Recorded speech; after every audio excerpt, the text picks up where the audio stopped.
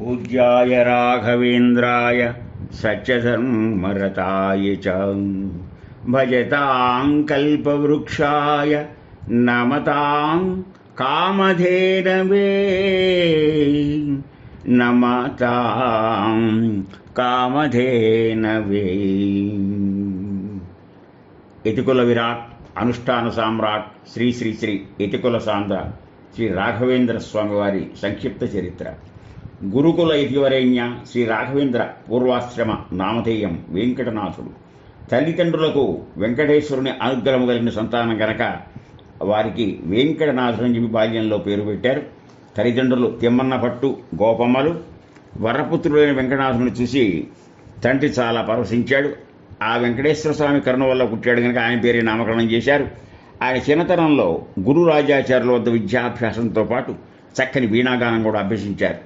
రాఘవేంద్రులు అతి బీద కుటుంబంలో జన్మించిన కారణం చేత చిన్నతనంలోని తండ్రిని కూడా పోగొట్టుకున్న వెంకటనాథుడు ఆపై లక్ష్మీ నరసింహాచార్యుల వారి వద్ద విద్యను అభ్యసించారు. యుక్త వయసు రాగానే సరస్వతి అనే కన్యతో సాంప్రదాయ కుటుంబంలోని వధువుని వివాహమాడారు. వెంకటనాథుడు వారి దాంపత్యం కఠిన దారిద్ర్యంలో ఉన్న ఏమాత్రం చెక్కు చెదరని అన్యోన్య దాంపత్యంగా నిలిచింది. ఒకవైపు వేద విద్య అభ్యాసం, మరొకవైపు నిరంతర భగవద్ధ్యానం. ఇది వెంకటనాథుల యొక్క దినచర్యైంది. కానీ బిడ్డలని పోషించలేని దుర్భర దారిద్ర్యం అనుభవించారు. కుంభకోణంలో మధ్వపత పీఠమ శ్రీ సుధీంద్ర తీర్థుల వారు వెంకటనాథును ఆశ్రయమిచ్చారు. భార్య సరస్వతి పిల్లల్ని తీసుకుని గురుదర్శనం చేశారు వెంకటనాథుడు. ఒకరోజు అనేక దివ్యశక్తుల్ని ఆయన అనుష్ఠాన బలం వల్ల సంపాదించుకున్నారు. ఆ దివ్యశక్తులు కాలమాన వర్తమానంగా లోక సంక్షేమం కోసం వారు వెలువిచ్చారు. ఒకరోజు బ్రాహ్మణ సంతర్పణం జరుగుతుంటే వెంకటనాథుడు తన వంతు సేవగా వేద పండితులకు గంధం తీసి పెడుతున్నారు. అలవాటు ప్రకారం వేద పండితులైన వెంకటనాథుడు 2 పనులు జరుగుతాయని సస్వరముగా అగ్ని సూక్తాలు పఠిస్తూ గంధం తీస్తున్నారు. భోజనం దగ్గర ఈ గంధాన్ని పూసుకున్న ఋత్వికులకు శరీరమంతా మంటలెక్కసాగినది. మంట మంట అని బ్రాహ్మలు మొత్తుకున్నారు. క్షణకాలంలో తన పొరపాటు గ్రహించిన వెంకటనాథుడు గబగబా వర్ణసూక్తం చెబుతూ గంధం తీసి వారికి ఇవ్వగానే మరుక్షణమే వారి శరీరం చల్లబడింది. ఇట్టి దివ్య మహిమలు ఎన్నో శ్రీవారి చరిత్రలో కోకొల్లరు. అయితే దైవ సంకల్పం వేరుగా ఉన్నది. వెంకటనాథుడు సన్యసించేటువంటి పరిస్థితి ఏర్పడేది. సర్వజ్ఞ పీఠానికి పీఠాధిపతిగా రాఘవేంద్రుల నామంతో మూలరాముని విగ్రహారాధన. ఈ విధంగా చూస్తే మూలరాముని విగ్రహారాధన చాలా విశేషమైంది. అది రామోపనిషత్తు అంటే దశరథుని పరిపాలించిన రాముడు కన్నా ముందు నుంచి మనకి ఈ మూలరాముడి యొక్క ఆరాధన గురించి వస్తుంది. మనకి ముఖ్యంగా రామచరితమానసులో ఈ యొక్క తులసీదాసు వారు కాకాభుసుండి అని చెప్పి అక్కడ నుంచి ఆ మూలరాముడు బాలరాముడు విశేషాలు మనకు బాగా తెలుస్తుంది. వీరు ఆ పీఠం యొక్క ధర్మ పరిపాలన చేపట్టారు. సన్యాసం తీసుకున్నారు. ఆ సన్యాసం కూడా ఇచ్చినటువంటి ఆ స్వామి భార్యకు తెలియకుండా ఇవ్వడం జరిగింది. ఆ సన్యాసాన్ని ఆశ్రమాన్ని ఒప్పుకొని యుక్త వయస్సురాలైనటువంటి భార్యను మర్చిపోలేక సన్యాసం తీసుకోవాల్సిన పరిస్థితి ఏర్పడింది. అటు ఇటు తీర్చుకునే కొంత ఆయనకి మానసికంగా బాధపడ్డ చివరికి గురువు గారి యొక్క వాక్యానికే ఆయన గౌరవం ఇచ్చి సన్యసించారు. ఆయన పరిమళ వ్యాఖ్యాన్ని ప్రసిద్ధి పొందినటువంటి ఒక అద్భుతమైన వ్యాఖ్యానాన్ని చాలా చిన్నతనంలోనే రాశారు. ఆయన యొక్క మఠంలో వేదవ్యాసుల విగ్రహం, దక్షిణావర్త శంఖం, ఛత్రశామరమును ఉంచి మూలరాముని విగ్రహారాధన చేసేవారు. రాఘవేంద్రులు వారు ఆత్మానుసంధానంతో మంత్రశాస్త్రం, యోగశాస్త్రం సాధన కూడా శ్రీవారు పూర్తి చేశారు. తీర్థయాత్రలు చేసి స్వామి సాక్షాత్కారం పొంది తిరిగి మఠం చేరుకున్నారు. ఇది గురు రాఘవేంద్రుల యొక్క యుక్త వయసులో ఉన్న చరిత్ర. ఆ తర్వాత అనేక మహిమలు, దివ్య లీలలు ప్రదర్శించి భక్తులను అనుగ్రహించినటువంటి రాఘవేంద్రులు విరోధికృతనామ సంవత్సరం శ్రావణ బహుళ విధియ నాడు యోగంలో అంటే మనకి 1671 సంవత్సరంలో ఆయన ప్రవేశించారు. చుట్టూ 700 సంఖ్య గల సాలగ్రామాల్ని పేర్చిన బృందావనం మధ్య శ్రావణ బహుళ విధియ నాటికి జీవసమాధిలో ప్రవేశించి బాగా గుర్తుపెట్టుకోండి. ఈ ఆరాధన ప్రతి సంవత్సరం శ్రావణ మాసంలో ఈ యొక్క పౌర్ణమిడిన పాడ్యమి విధియ తదియ 3 రోజులుగా పాడ్యమి నాడు పూర్వారాధన, విధియ నాడు ఆరాధన, తదియ నాడు ఉత్తరారాధన, అలా జీవ సమాధిలోకి వెళ్ళి సమాధిని ముగించారు. 700 సంవత్సరాల వరకు సజీవులై సమాధిలో ఉంటూ భక్త రక్షణ చేస్తానని చేసి అనుగ్రహ ప్రతిజ్ఞ నేటికి అనేకులు అనేక అనుభవాలు ప్రత్యక్షంగా గ్రహిస్తూనే ఉన్నారు. దీన్ని బట్టి గ్రహించాల్సింది మహామహిమోన్నతమైనటువంటి ముఖ్యంగా అనుష్ఠానం, శౌచ్యం, వీటికి కట్టుబడినటువంటి మహనీయ వ్యక్తి శ్రీ గురు రాఘవేంద్ర వారు. ఈయన యొక్క శిష్యుడు అప్పణాచార్యులు వారు వీరిని గురించి స్తోత్రం చేస్తూ ఆ రాఘవేంద్ర స్తోత్రం అది చాలా భక్తియుతంగా 33 శ్లోకాలతో ఇదవుతుంది.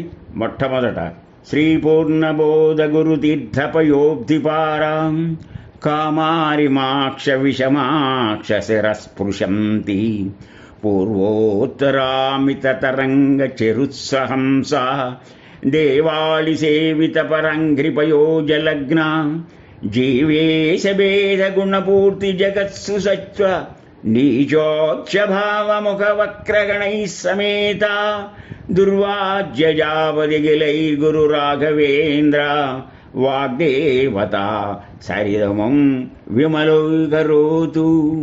ఈ స్తోత్రపారాన్ని రాసిన అప్పణాచార్యుల వారు రాఘవేంద్రుల వారు సమాధిలో ప్రవేశించే ముందు ఏదో మిషన్ మీద దూర ప్రదేశానికి పంపించి ఒక పని పూర్తి చేసుకురమ్మన్నారు. ఆయన పని పూర్తి చేసుకొచ్చే సమయంలో ఖచ్చితంగా ఎవరో చెప్పారు ఈ శ్రీవారు జీవ సమాధి జరపడుతున్నారని. ఆ బాధ గురువు యొక్క విరహాన్ని, గురువు ఎడబాటుని తట్టుకోలేని ఆయన పరిగెత్తుంటే తుంగభద్రా నది వరద, ఆ వరదలో చేరడం కష్టం. అయినా ఆయన సాహసించి ఆ వరదలోనే విపరీతంగా వచ్చి తీరా ఆయన సమీపించే వాటికల్లా ఈ సాయి గ్రామాలు ఇందాక చెప్పాను చూసారా, 700 సాలి గ్రామాలు పెట్టారని. దాంతో బృందావనం మూసే టైంకి ఈయన ఆఖరి శ్లోకాన్ని అక్కడికి వచ్చి చెప్పడం జరిగింది. చాలా దుఃఖించారు.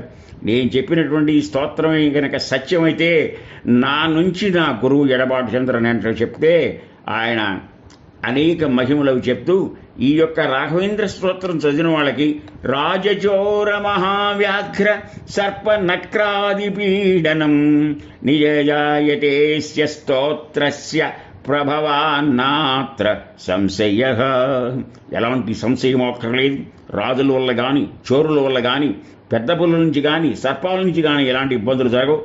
ఏ భక్తులైతే యో భక్త గురు రాఘవేంద్ర చరణ ద్వంద్వం స్మరణ్య పఠేత్ స్తోత్రం దివ్యమిదం సదా నహి భవేత్ తస్యా సుఖం కించన కింతిష్టార్థ సమృద్ధిరేవ కమలానాథ ప్రసాదోదయాత్ అనగానే ఆఖరి సాలిగ్రామంతో ముసివేయబడింది. ఆడ కళ్ళ నీళ్లు దిగురిస్తే ఆ సమాధిలోంచి ఈ విధంగా వినపడింది. కీర్తిర్గీత విభూతిరతుల సాక్షిహయా స్తోత్రహి. నువ్వు చెప్పినటువంటి స్తోత్రం చాలా ప్రశంసనీయము, దీనికి సాక్ష్యం హయగ్రీవుడు అని చెప్పి సమాధిలోంచి వింది కనుక మనం ఇక్కడ గమనించాల్సింది ఏమిటంటే రాఘవేంద్రార్య గురురాజ ప్రసాద కృతం స్తోత్రమిదం. ఈ పుణ్యం అప్పణాచార్యులు వారు రాసినటువంటిది. అందువల్ల ఈ యొక్క స్తోత్రంలోను ఈ మహిమలోను జీవ సమాధి ఏర్పడింది. ఆ దివ్య సమాధి మందిరంలో ఈనాటికి కూడా అనేక మహిమలు అనుభవిస్తున్నారు. అనేక దీర్ఘకాలిక రోగాలు, అనేక శారీరక, మానసిక, సాంసారిక సమస్యల నుంచి బయటపడిన వాళ్ళు కోకొల్లలు. అది 1820వ సంవత్సరం బ్రిటిష్ వారి పరిపాలన జరుగుతున్న రోజులు. బ్రిటిష్ రెవెన్యూ అధికారి మేజర్ థామస్ మన్రో మద్రాసు రాష్ట్రం అంతా ఈనాములన్నీ తనిఖీ చేస్తున్నారు. అంతకుముందు మహారాజులు వాళ్ళు పీఠాధిపతులకి ఈ దానాలు చేసి ఎవరెవరైతే వీళ్ళని అనుభవిస్తున్నారో వాళ్ళు సక్రమంగా శిస్తులు కడుతున్నారా లేదా అని అది తనిఖీ చేస్తూ శిస్తులు కట్టని మాన్యాలని, అగ్రహారాలను, మఠాలను, భూమి పట్టాలను రద్దు చేస్తూ క్యాంపు వేసుకుని అక్కడ చుట్టుపట్ల ఈనాములని తనిఖీ చేస్తూ రాఘవేంద్రుల జీవ సమాధి స్థలమైన మంత్రాలయానికి వచ్చారు. చాలా చోట్ల తాను చూసిన సమాధి అంతే ఈ రాఘవేంద్రుల బృందావనం కూడా అని నిర్ణయించి ఏం కొత్త కాదు, అనేక మంది మఠాధిపతులు ఇలాగ చేస్తున్నారు. ఎప్పుడో మరణించిన వ్యక్తి పేరిట ఈనాడు ఇంత భూమి ఉండటం అనవసరమైన నిర్ణయానికి వచ్చాడు మన్రో. అక్కడికి మధ్య బ్రాహ్మణులు ఎన్ని రకాలను చెప్పినా ఆ బ్రిటిష్ అధికారి ససేమిరా తన నిర్ణయాన్ని మార్చుకోక అది ప్రభుత్వ కైవసం చేస్తాన్నాడు. చివరికి తన గుర్రాన్ని నెమ్మదిగా రాఘవేంద్రుల బృందావనం వైపు నడిపించారు. ఆ సమాధి మందిరాన్ని స్వయంగా తనిఖీ చేయాలని. ఇంతలోకే గొప్ప మహిమోన్వితమైనటువంటి మహిమ, దాన్ని మనం మిరాకిల్ అంటాం. ఒక ఆజానుబాహుడైన వ్యక్తి, స్థూలకాయం, పెద్ద పొట్ట, తెల్లని గడ్డం, మరి ఒంటి నిండా చందన నామాలు పూసుకుని, మెడలో తులసి మాల వేసుకుని ఆ సమాధి మందిరం ద్వారంలోంచి బయటకు వచ్చి మన్రో గుర్రం వైపు చురుకుగా నడిచి వచ్చాడు. తాను ఒక వేద పండితుడని, ఇక్కడ సమాధి మందిరంలో స్వామి జీవించే ఉన్నారని, అంటే మరణిస్తే మరి క్రైస్తవులకి వాళ్ళకి మరణించిన తర్వాత దాన్ని సమాధి అంటారు, ఇక్కడ జీవ సమాధి కాబట్టి ఈ భూమిని ఈనాము రద్దు చేయవద్దని, పట్టాగా ప్రభుత్వమే ఇవ్వాలని ఒక మహజర్ అంటే అప్లికేషన్ పెట్టాడు. ఆ కాగితం కూడా మన్రో చేతికి ఇచ్చాడు. మన్రో అది తీసుకుని అందులోని విషయాల గురించి మరి ఈ యొక్క అప్లికేషన్ అంటే మహజర్ని పంపించిన వ్యక్తి నువ్వు ఎరుగుదురా అని చుట్టూ ఉన్న వాళ్ళని అడిగారు. ఆశ్చర్యం. అక్కడే ఉన్న వారెవ్వరికి సమాధానంలోంచి ఆ సమాధిలోంచి ఒక మనిషి నడిచి రావటం కానీ భూమి గురించి అర్జీ కాగితం ఇవ్వడం కానీ కనపడలేదు. కానీ మన్రో చేతిలో మాత్రం కాగితం కనపడుతుంది. ఎలాగా అని చూస్తున్నారు. అచ్చెరు పొందిన స్థానికుల నుంచి ఆ వచ్చిన వ్యక్తి యొక్క రూపురేఖలను బట్టి వారే శ్రీ గురు రాఘవేంద్రుల వారని, దాదాపు 500 సంవత్సరాల క్రితమే జీవసమాధి పొందారని, అలాంటి వ్యక్తి స్వయంగా బయటకు వచ్చి అర్జీ ఇవ్వడం ఆశ్చర్యకరమైన విషయం అని తెలుసుకున్న మన్రో మరింత విస్మయాన్ని పొందాడు. స్వామివారి శక్తికి ఆశ్చర్యపోయాడు. శ్రీ రాఘవేంద్ర మఠం పేరిట భూమికి పట్టా ఇచ్చాడు అన్నది ఈనాటికి కూడా చరిత్ర రికార్డులో స్వయంగా రుజువైన విషయం. అంతేకాదు మన్రో తన డైరీలో రాసుకున్నాడు. ఈ అద్భుత విషయాన్ని స్వయంగా వ్రాశాడు. ఆ సమాధిలోంచి వచ్చిన స్వామివారు వెళ్ళిపోతూ పచ్చని రంగు గల బియ్యం, మంత్రాక్షతలు, ఒక పండు నా చేతికిచ్చి ఆశీర్వదించి వెళ్ళారు. పండు తిన్నాను. ఆ బియ్యం ఏం చేయాలో తెలియక వంటవానికిచ్చి భోజనంలో కలిపి వండమన్నాను. ఆనాటి ఆ మహత్తర సంఘటన గురించి, అట్టి దివ్య మహిమాన్వితుడైన రాఘవేంద్రుల జీవితాన్ని సంగ్రహంగా వారి యొక్క జన్మదినోత్సవ సందర్భంలో, అంటే ఇది ఆరాధన సంబంధం కాదు, మనమధన సంవత్సరం 1518లో అప్పుడు పుట్టాడు ఆయన పుట్టినటువంటి ఫాల్గుణ శుద్ధ సప్తమి ఆయన పుట్టినరోజు.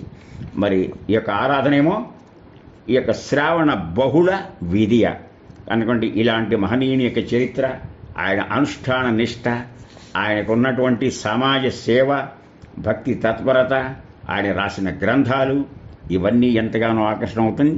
ఆయన మూలరాముడి యొక్క అర్చన మరి ఈ యొక్క ఆంధ్ర ప్రాంతం వాళ్ళకి, కర్ణాటక వారికి మధ్యలో సరిహద్దులో ఉన్నటువంటి తుంగభద్రా నదీ తీరంలో ప్రశాంత వాతావరణంలో అక్కడికి వెళ్ళి ఆ సమాధిని దర్శించి అక్కడ ఆహారం తీసుకొని కొన్ని రోజులు నిద్ర చేసి వాళ్ళ వాంఛితము నెరవేర్చుకున్న వారు కోకొల్లలుగా ఉన్నారు. అలాంటి మహనీయుని యొక్క ఆరాధనోత్సవాలు ఈ శ్రావణ మాసం మన డేట్స్ ప్రకారం 20, 21, 22 అయ్యాయి. వాటితో మనం అర్చన చేసి ఆయన యొక్క తరచుగా మనం చెప్పుకుని పూజ్యాయ రాఘవేంద్రాయ సత్యధర్మరతాయ చ భజతాం కల్పవృక్షాయ నమతాం కామధేనవే అనేటువంటి దాన్ని 11 సార్లు తులసి చుట్టూ ప్రదక్షిణ చేస్తూ ఎన్నో ఉపయోగకరమైనటువంటి ఆత్మస్థైర్యం, శరీర స్థైర్యం, బుద్ధిస్థైర్యం అన్నీ పొందిన వాళ్ళు చాలామంది ఉన్నారు. ఇది భక్తుల యొక్క ప్రగాఢ విశ్వాసం. ఆ రకంగా మన చరిత్రని, మన జీవితాన్ని పునీతం చేసుకుంటారని ఆశిస్తూ ఈ యొక్క ఆరాధన సమయంలో దీన్ని సమర్పిస్తున్నాం. అందరు లోకా సమస్తా సుఖినో భవంతు. హరి ఓం.